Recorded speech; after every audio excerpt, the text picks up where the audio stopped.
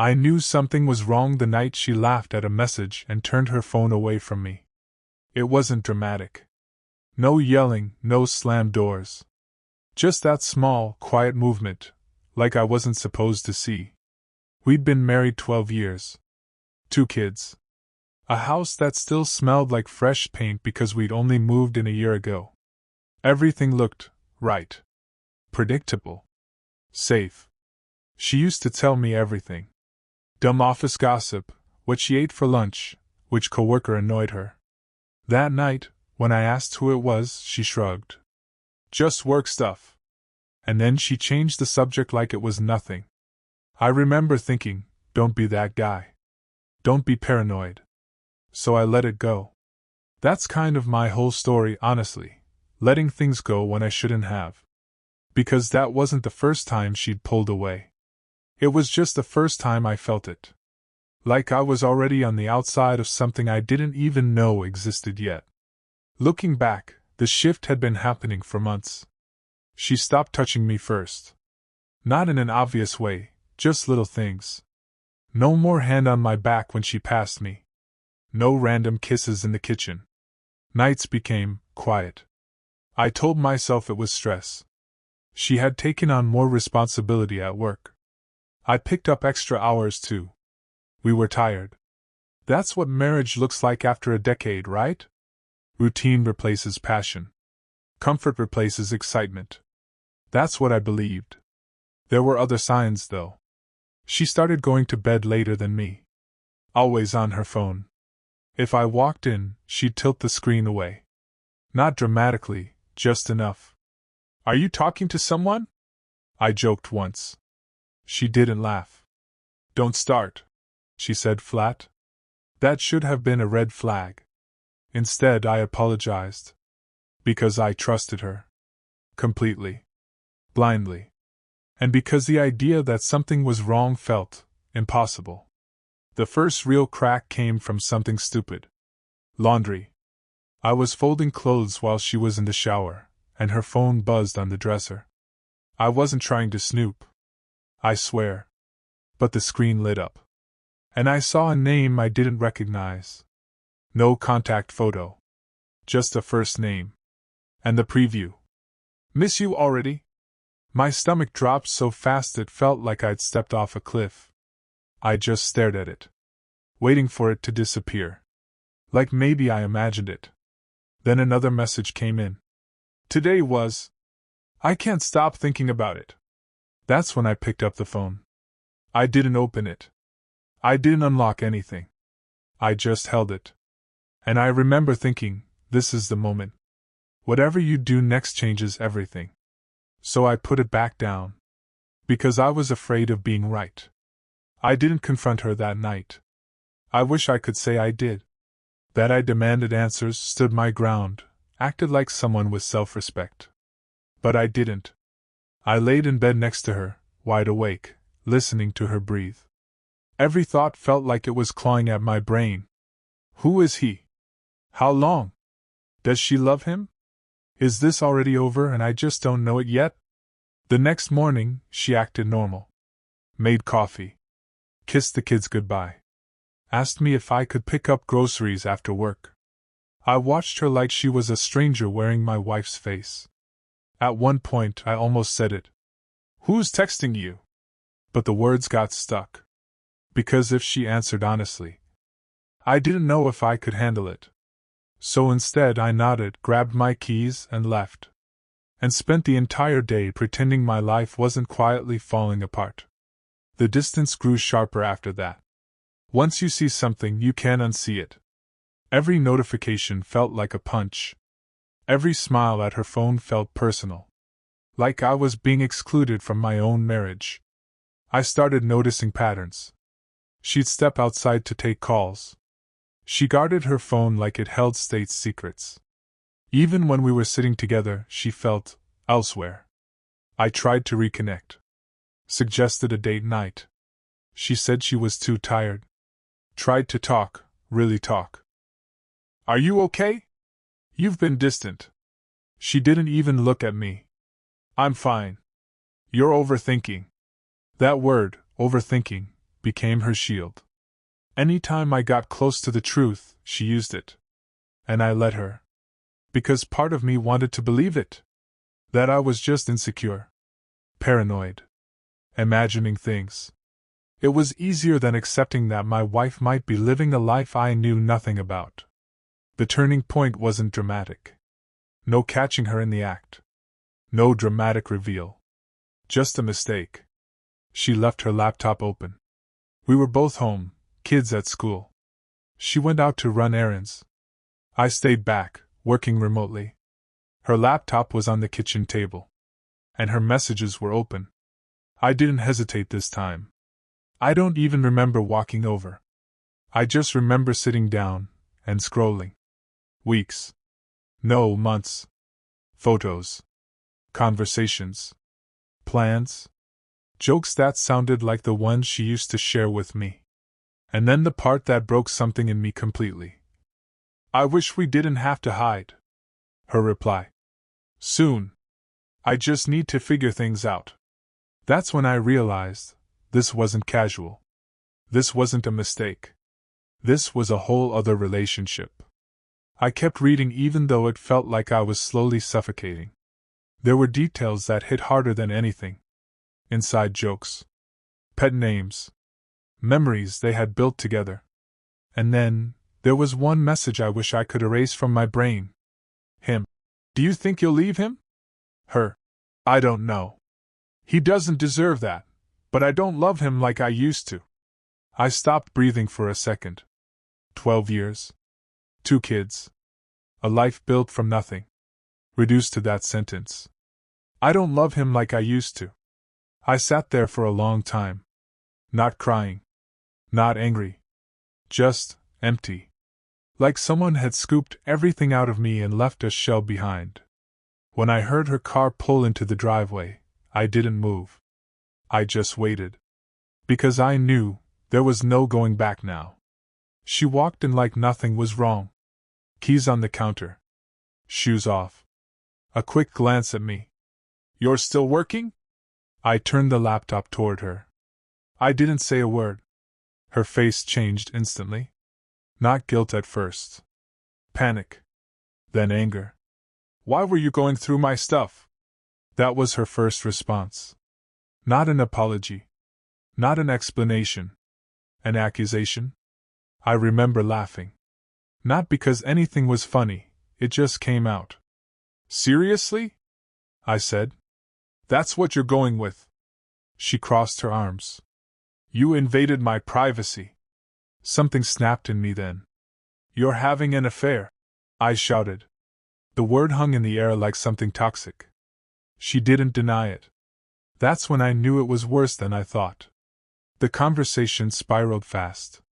She tried to minimize it. It's not what you think. It just happened. I didn't mean for it to go this far. Every cliché you've ever heard, she used them all. I kept asking one question. How long? She avoided it at first. Then finally. About 8 months. 8 months. While we were eating dinner together. Watching movies. Planning our future. She had another life running in parallel. Do you love him? I asked. She hesitated. That hesitation told me everything. I don't know, she said. That hurt more than a yes. Because it meant she was already halfway gone. And I was just catching up. I wish I could say I handled it with dignity. I didn't. I yelled. I broke things. I said things I can't take back. At one point I asked if she'd slept with him. She didn't answer. She didn't have to. That silence was louder than anything. I felt humiliated. Not just betrayed, replaced. Like I'd been quietly downgraded in my own life. And the worst part? She still acted distant. Not remorseful. Not desperate to fix things. Just tired. I didn't plan this, she said at one point. I remember thinking, but you continued it. Every day, every message, every meeting. That's not an accident. That's a choice. And she chose him. Over and over again. The next few days were surreal in a way I can't fully explain unless you've lived through it. We didn't tell the kids anything. We moved around each other like coworkers who barely tolerated one another. Conversations were reduced to logistics, school pickups, meals, schedules. Nothing real. Nothing emotional. She slept in the guest room. I stayed in our bed, which suddenly felt too big, too quiet, like it belonged to someone else. I barely slept. Every time I closed my eyes, I saw those messages again. Her words. His words. The casual intimacy between them. It looped in my head like a broken recording. I started replaying our entire relationship. Every anniversary. Every vacation. Every late-night conversation where she told me she loved me. Were those real? Or had she already started drifting even then? That's the part no one prepares you for, how betrayal rewrites your past. I kept asking myself what I missed. There had to be signs, right? There's always signs. But I either didn't see them, or I chose not to. She kept saying she needed time to think. That phrase started to feel like torture. Time to think about what? About whether I was worth staying for? About whether the life we built was worth less than whatever she had with him. I remember one night, I finally snapped and said, "You don't need time. You already made your choice." She didn't answer. And somehow, that silence hurt more than anything she could have said. And still, I stayed. I didn't pack a bag. I didn't leave. I didn't even sleep on the couch. I just stayed. Because part of me still believed she'd come back. That she'd wake up one morning, realize what she was about to lose, and choose us. Looking back, that version of me feels pathetic. Not because I loved her, but because I abandoned myself in the process. Eventually, we had the conversation that ends things, even if no one says it out loud at first. It happened late at night, after the kids were asleep. We sat in the living room, the same place we'd spent years laughing, arguing, planning our future. It felt like a completely different space now. Cold. Foreign. "I don't feel the same anymore," she said. No tears. No shaking voice. No visible guilt. Just a quiet, steady statement. Like she had already processed everything, and I was just catching up. I remember staring at her, waiting for something more. An apology. A breakdown. Anything. But it didn't come. She told me the relationship had been dying for years. That she felt unseen. Unheard. Like she was just going through the motions of being a wife and a mother. She said she didn't even realize how empty she felt until she met him. "That's when I remembered what it felt like to be alive," she said. That word stuck with me. Alive. Like what we had was something lifeless. Something she had to escape from. I wanted to argue. I wanted to defend myself, to list all the things I had done for us, the long hours, the sacrifices, the stability. But none of it seemed to matter anymore. Because in her mind, the story was already written. And I was the part she had outgrown. "What hurts the most," I finally said, "is that you didn't tell me. You didn't give me a chance." She looked down for the first time. "I didn't want to hurt you." That sentence felt almost insulting. Because what she had done wasn't avoidance of pain. It was the slowest, most deliberate way to create it. She didn't just hurt me. She built an entire second life while still standing inside the first one. And somehow convinced herself that was the kinder option. We separated about a month later, but honestly, the marriage was already over long before that. The actual process felt almost administrative. Papers. Conversations about money. Deciding who keeps what. It's strange how something that once felt so meaningful can be reduced to logistics so quickly. She moved out into an apartment across town. I helped her carry boxes. That part still messes with my head. I was helping the woman who cheated on me pack up her life so she could go be with someone else. And I did it quietly. No yelling. No dramatic goodbye. Just silence and the occasional Careful, that one's heavy. The kids were confused. They kept asking why Mom wasn't staying anymore. I gave them vague answers about needing space, about adults having problems sometimes. I hated every second of that. Because they deserved the truth. But I couldn't bring myself to destroy their image of her. Not yet. Maybe not ever. Then came the part one wasn't prepared for. She started seeing him openly. No more secrecy. No more hiding. Photos on social media. Weekends together. It was like watching someone step fully into the life they had been rehearsing behind your back. And I couldn't escape it. Mutual friends knew. Some reached out. Some didn't.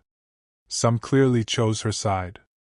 Others treated me like something fragile, like they didn't know what to say. I started avoiding people altogether. Because every conversation felt loaded. Every look felt like pity. And nothing makes you feel smaller than being pitted in your own story.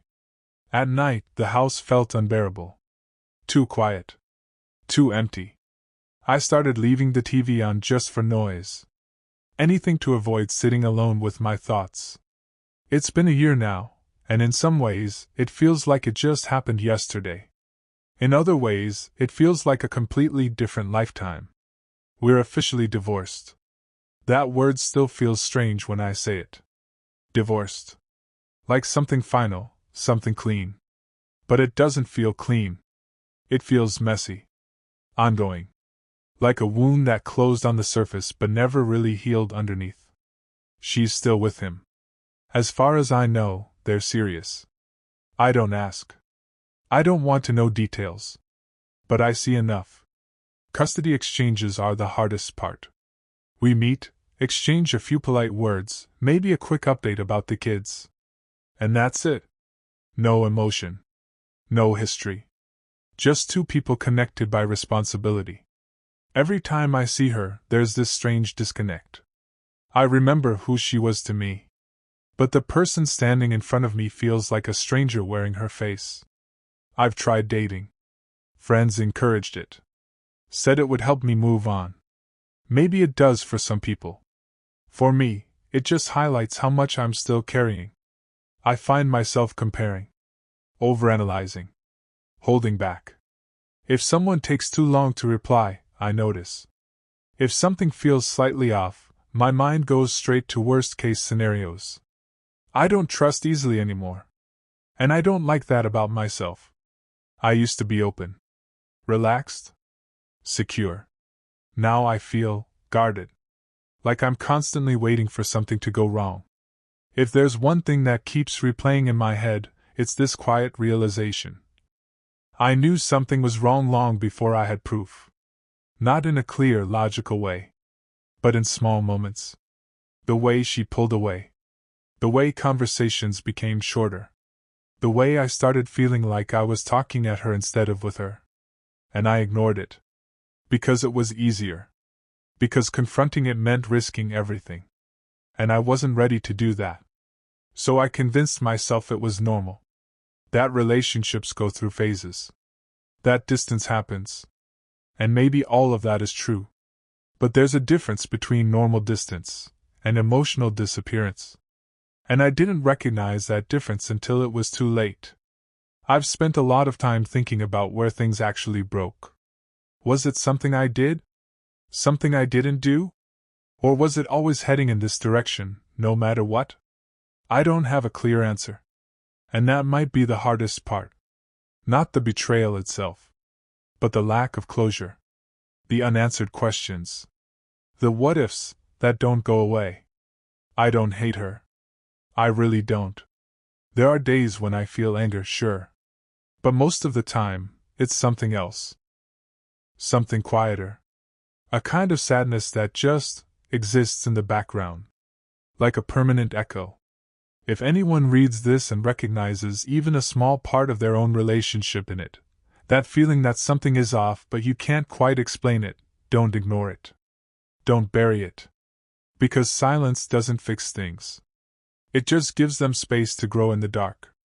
And by the time they come into the light, it might already be too late.